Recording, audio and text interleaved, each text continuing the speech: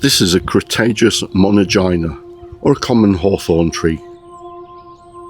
Keep watching to see how I'm going to transform this into two stunning little bonsai trees.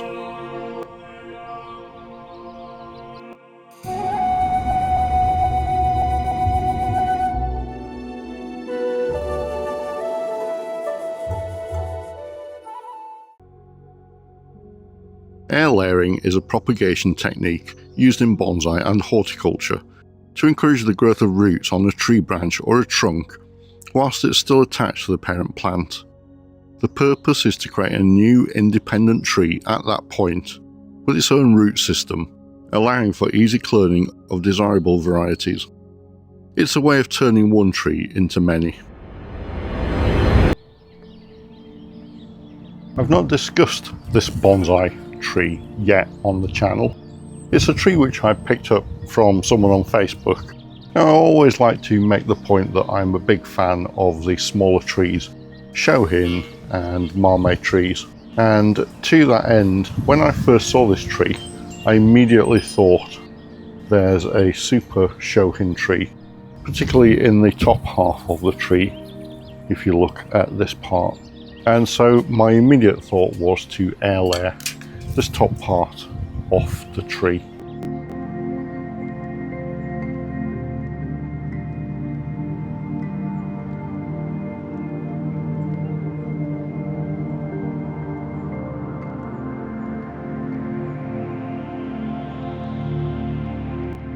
I did notice that very recently the Xavier of the Bonsai Retreat had a very similar piece of material, but his treatment of the tree is very different to my own plans. Okay, and that's going to also allow me to still think about this one, but that's giving a little bit of separation from these two. So I'm thinking from about this point upwards to create a new tree, and then I'll take a look and an assessment of what's left on the base of the tree and create a tree out of this piece here, perhaps with some carving. But the great prize to me is the upper portion of this tree, and so the plan is to air layer that off. Keep watching, I'll show you the process of air layering.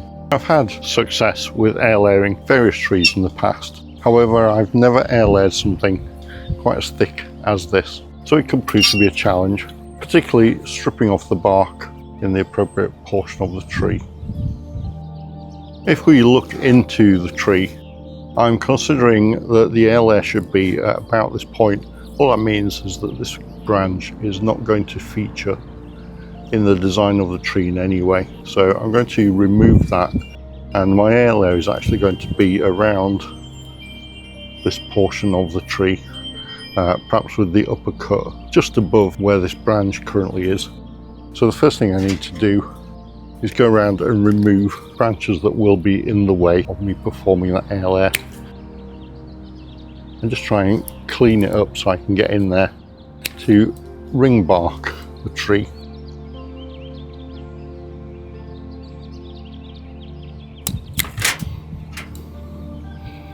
So when I come to put the bag of sphagnum moss on the tree, this likely would have been in the way and caused a little bit of an obstruction. There's also another one just round the back of it here, which just need to try and clean up. This will be where my planned root ball will be. I'm just going to nibble away at that and just try and get as much of that out of the way as possible.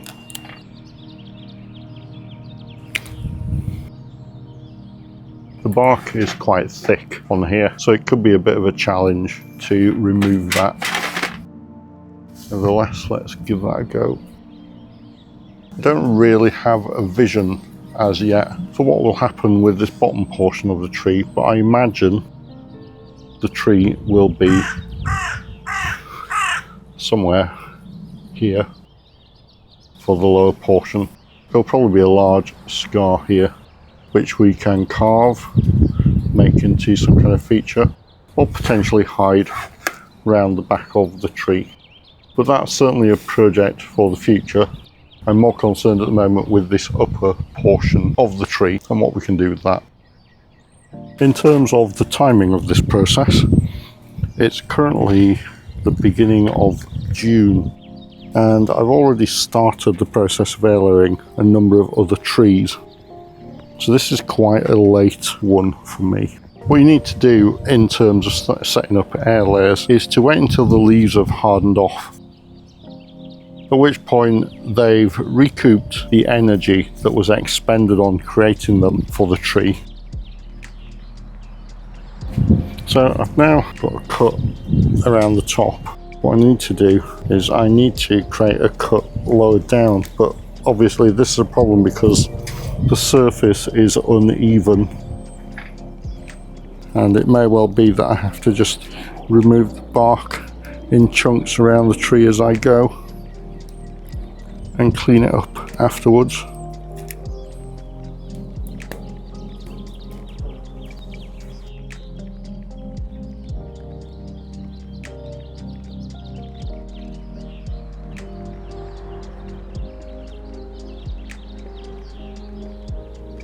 The main thing here is to make sure that the upper part of the cut is clean. It perhaps doesn't matter quite so much about the lower portion, but the upper part of the cut is where we're expecting new roots to form. As you can see, I'm just going around the tree following the line of the cut that I've already made and then cutting away as best I can around the tree. One of the things to try and avoid is leaving a strip of bark which might cause the cut to heal over or callus over.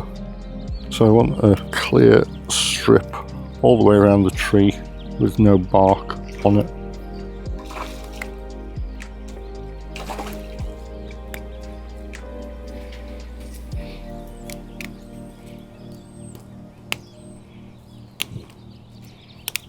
Have to be careful when you're working with some tough bark like this that you don't accidentally slip with the knife and lose a finger. So we're almost round now, just have this last section to remove the bark. And although the bit of trunk is perhaps thicker than anything that I've air layered before, the principle is exactly the same. When you think that the live tissue of the tree is actually a very thin layer around the outside of the tree, and it's that green cambium layer that's important for us when it comes to growing those new roots and getting those to form in the upper part of where I'm making this cut. So we have now ring barked the entire tree, and I'm just tidying that up, making sure that there's no danger that we might bridge over and cause the bark to heal up. I've heard different views about air layering of hawthorn and the likely success that different people have had. Now, I've had success with Paul's scarlet hawthorn in my garden before, which apparently is a difficult tree to air layer. Paul's scarlet hawthorn tends to have weaker roots, and therefore people are less successful trying to propagate that from air layers. I think people generally are quite successful with hawthorn, although I think sometimes it can take more than one growing season to develop sufficient roots.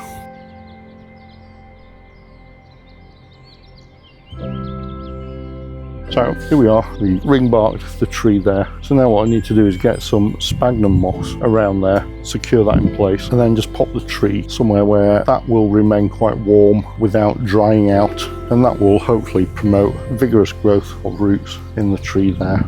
And perhaps the end of September we can have a look and see whether there are roots on there. And if by the end of October we haven't had any success, then we can leave that in place into the next growing season and see how we get on. How air layering works. Air layering exploits the tree's natural ability to produce roots along its trunk when conditions are favourable. In air layering, the cambium layer plays a crucial role in the process of root formation. The cambium is a thin green layer of actively dividing cells located just beneath the bark of a tree. When a ring of bark is removed during air layering, the cambium layer is also disrupted. The cambium cells, deprived of their usual flow of nutrients and hormones, undergo a series of physiological changes. These changes include an increase in cell division and the differentiation of cells into root primordia, which eventually develop into new roots. Meanwhile, the upper portion of the stem continues to receive nutrients and water from the parent plant, allowing it to remain healthy until it can be separated and planted as a new independent tree. Think of it as a two-way process.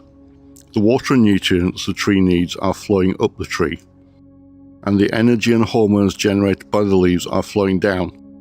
When we interrupt the downward flow by removing the cambium, the accumulated energy at the cut site promotes the emergency growth of new roots. Once these have developed sufficiently, the air layer can be separated from the parent tree and become an independent tree in its own right.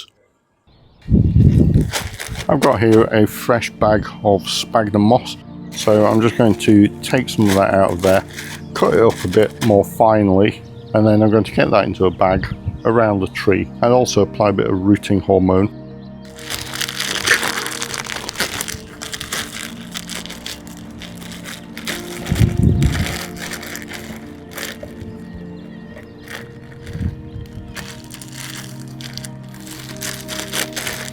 In terms of the quantity of sphagnum moss that you want to be applying to the tree, I always think something the size of perhaps a tennis ball. You want to be fairly generous and not too stingy with that, to make sure that there is plenty for the roots to grow into. I'm just going to apply some rooting hormone to the upper edge of where I've made my cut on the tree, and this will help promote the roots to grow. And bear in mind, it's this upper edge where we're expecting the roots to form.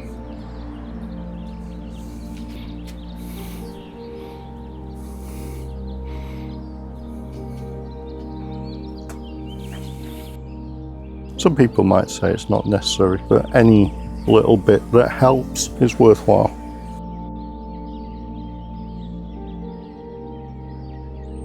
The next part is always a little bit tricky, and that's to apply a plastic bag around the tree that can hold the moss. So I'm just going to secure this sandwich bag around the tree at this point, fill that with moss, pack that in as tightly as possible, and then I'll cover this with another outer black bag. The black bag will help keep the moss in darkness, which will help promote the root growth. The light may well kill those, and also it will draw the heat, which will warm the bag, which will definitely help promote the roots. This is the bit that's always a little bit tricky, and so I want to tie up the bottom portion of the bag lower than where my cut is. I've just got a piece of wire which I'm going to use to help secure the bottom of that bag in place. So that will just go around the tree thus,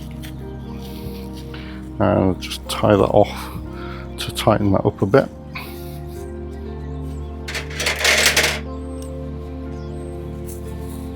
And just make sure that that's going nowhere. So the next part is I need to get that bag around the tree filled with a generous amount of moss. And again, this is another tricky part. You want the moss to be slightly damp but not absolutely sopping wet. And you also obviously want that to be going around the area where you've made your cuts.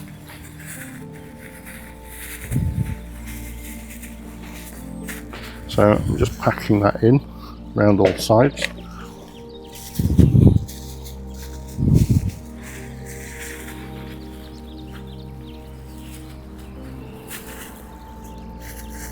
And making sure that the bag is going to come around the front and seal that in.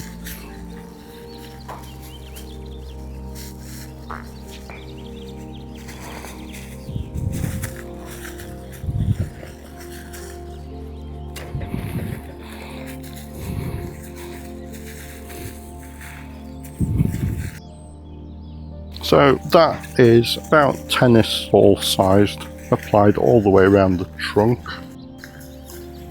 I just want to seal up the top portion of the bag. I'm just going to get some more wire around there just to hold that in place.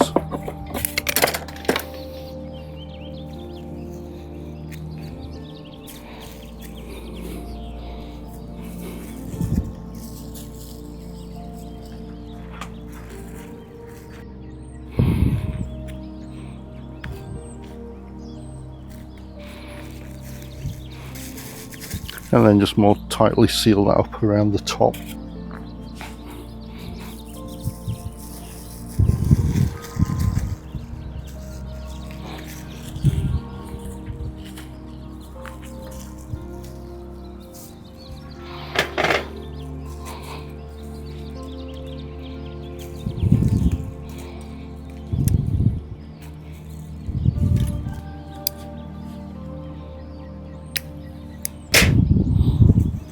So there we've got our ball of sphagnum moss all the way around the tree where we've made our cut. And what we're hoping is that roots will form on the bottom side of where we made our upper cut, and that sufficient root will develop on there that we can then separate the tree. I'm just going to get a black bag over the top of here. I've just got some black plastic from a plastic bin liner which I just cut up, which I'm going to put over the top of here. The benefits of having the see-through plastic are that when the roots develop we might be able to see them in the bag, and the benefits of having the darker black plastic bag on the outside is that that will draw heat and warmth and keep the contents of our inner bag warmer, which will help promote the roots.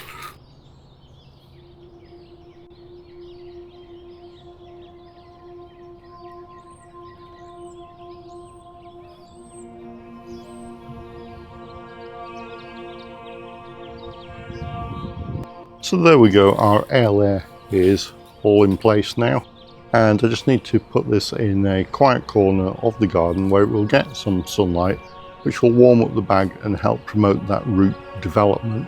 And I'll check that maybe at the end of August, September time and see whether there's any root development in there. Thanks for watching.